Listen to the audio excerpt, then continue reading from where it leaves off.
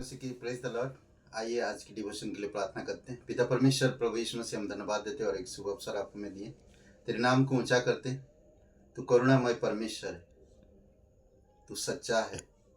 धन्यवाद देते पिता, तू ज्योति है और तेरे संतानों को तू हमेशा ज्योति में चलने के लिए कहता है। और तू सत्य है कि तेरे लोग भी सत्य में बने रहें। और तू प्रेम भरा हुआ है, तो तेरे लोगों से तू कहता है कि प्रेम में चलो।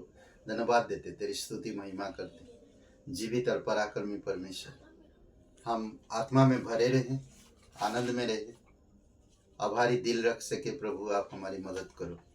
धन्यवाद देते, तू सच्चा और जीवित परमेश्वर। यीशु मसीह के नाम से मांगते हैं, आमीन। ओके, आज हम लोग बात करेंगे गठरिया। गठरिया का मतलब जानते हैं? बहुत सारी चीज़ें ऐसे गठरिया हैं।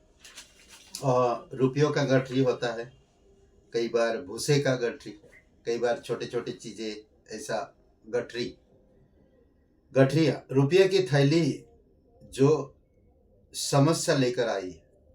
उत्पत्ति का 42 अध्याय में देखेंगे, रुपयों की गठरी उनकी बोरे में बांध के यूसुफ ने उनके भाई को भेज दिया और एक को रख लिया। और जब वो लोग घर पे गया तो और बोरे खोला तो उसमें से कुछ उनको वो पैसों का गठरी मिला। तो याकूब ये देखकर परेशान हो गया, बोला कि मेरा एक बेटा तो चला गया, उसका तो कोई आता पता है नहीं, अब और एक बेटे को रख लिया। तो अभी यहाँ पर वचन कहता है इस प्रकार की, यह कहकर वे अपने अपने बोरे से अन्न निकालने लगे। तब क्या देखा कि एक एक जन के रुपये भी थैली उसी के बोरे में रखी है। तब रुपये की थैली को देखकर वे और उनका पिता बहुत डर गए और बहुत दुखी भी हुए। और तीमुथियुस की किताब में, पहला तीमुथियुस 6वां अध्याय में बताता है कि पैसों की लालच बहुत सारी समस्याओं लेकर आता है। तो ये लोग भी डर गए और याकूब कहता है कि मैं अब क्या करूं, ये बुढ़ापे में मुझे ये सब देखना पड़े। और पहला शमूएल का 25 और 29 जीवन की गठरी को आशीष लाता, जीवन की गठरी जो आशीष लेकर आता है। यहाँ पर लिखा है इस प्रकार, यद्यपि एक मनुष्य तेरा पीछा करने और तेरे प्राण का ग्राहक होने को उठा है, तभी मेरे प्रभु का प्राण तेरे परमेश्वर यहोवा की जीवन रूपी गठरी में बांधा रहेगा और तेरे शत्रुओं का प्राण को वह मानो गोफन में रख कर फेंक देगा।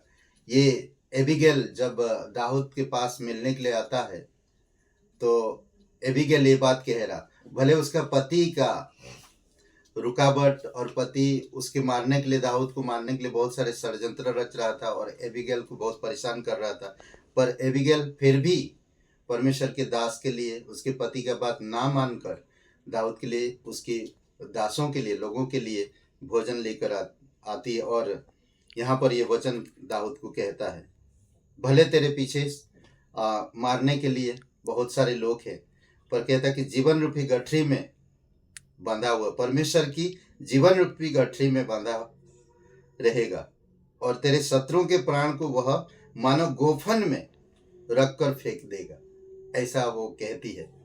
अद्भुत है, जीवन की गठरी जो आशीष लाता है। और देखते हैं, हम बहुत सारे भोजन लेकर आती है और वो खाते सब लोग। और हम देख सकते हैं होशे का किताब में एक शब्द है जो हमें बताता, मूर, होशे 11:4 में, मैंने उनको मनुष्य जानकर प्रेम की डोरी से खींचता था, प्रेम की डोरी से खींचता था, और जैसा कोई बेल के गले की जोत खोलकर उनके सामने आहार रख दे, वैसा ही मैंने उनसे किया। ये जो डोरी, मोर की गठरी जो प्रेम की बात करती है, ये प्रेम की डोरी जो मोर की गठरी जो प्रेम की बात करती है। और ये कई बार देखेंगे सूत या धागा में तुलना किया गया है और आप देखेंगे फूलों की माला में धागा का इस्तेमाल किया जाता, और बहुत सारे पुरानी चीज़ों में जब फट जाता कोई चीज़ तो हम धागे का इस्तेमाल करते हैं। तो बोलते कि और मूर ऐसा चीज़ एक है जो जोड़ता है हमेशा, और प्रेम हमेशा जोड़ता है। तो प्रेम के बारे में बात करता ही इसमें कहता है कि मूर की गठरी जो प्रेम की बात करती है। और ये होशे के 11:4 में हम देखते हैं, परमेश्वर अपने लोगों से कह रहा, उनको मैं मनुष्य जानकर प्रेम की डोरी से खींचता था, जैसा कोई बैल के गले की जोत खोलकर उनके सामने आहार रख दे, वैसा ही मैंने उनसे किया। ये इजराइल लोगों से कह रहा। और लकड़ियों की गठरी जिसमें एक करेत था। पौलुस यहाँ पर प्रेरितों के काम की 28 अध्याय में, और ठंड के समय पर वो लकड़ी बीन रहा था, और वो लकड़ी की गठरी में एक सांप भी आ गया था। वो लकड़ी सारे आग में डाला तो वो सांप बाहर आकर उसकी हाथ में लपेट गया और उसको काटा भी। इसमें कहता 28:3 में, जब पौलुस ने लकड़ियों का गट्ठा बटोर कर आग पर रखा तो एक सांप आंच पाकर निकला और उसके हाथ से लिपट गया, तो उसने झट के फिर आग में उसको डाल दिया। कई बार हम नहीं समझ पाते, ऐसे गठरी हमारे जीवन में जो करेत हमें डसने के लिए तैयार है, उन गठरियों को हमें सावधानी से देखना चाहिए।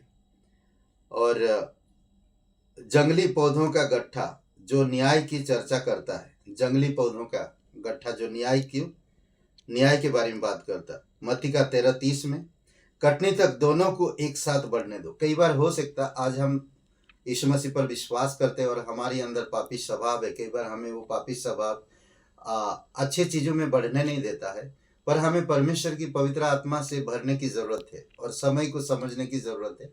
और उसी में हम जब बढ़ेंगे तभी हम अच्छे फल हम अंधेरा में थे, अंधकार में थे, हम अंधकार थे, पर अब हम ज्योति में हैं। तो इसमें कहता कि कटने तक दोनों को एक साथ बढ़ने दो, और कटने के समय में कटने वालों से कहूँगा कि पहले जंगली दाने के पौधों बटोर कर जलाने के लिए उनके गट्ठे बांध लो और गेहूं को मेरे खत्ते में इकट्ठा करो। तो आज बहुत से ऐसे जंगली पौधों की गठरी है जो पूरे संसार में हम देखते हैं, और ये है अच्छे और बुरे का जब न्याय होगा तो ये जंगली पौधों को आग में डालने का मतलब है कि नरक में डाल दिया जाएगा। तो ये कुछ गठरियां हैं जो हम देख सकते हैं। जीवन की गठरी जो आशीष लेकर आता है, रुपयों की थैली जो हमें समस्या लेकर आता है, और मोर की गठरी जो प्रेम की बात करती है, लकड़ियों की गठरी जो करेत था, और करेत भी था उसमें लकड़ी की तरह साफ दिखता। कई बार शैतान की चाल हमें समझ में नहीं आता और हमें विश्वासी लोगों को सावधान रहने की जरूरत है।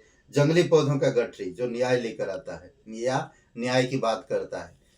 ओके, आइए हम लोग प्रार्थना करते हैं। पिता परमेश्वर, हम धन्यवाद देते हैं, तेरी स्तुति महिमा करते हैं। जीवित और पराक्रमी परमेश्वर, सारा आदर सारा महिमा हम तुझे देते, धन्यवाद देते इस वचन के लिए, इस संदेश के लिए। पिता यीशु मसीह के नाम से मांगते हैं, आमीन।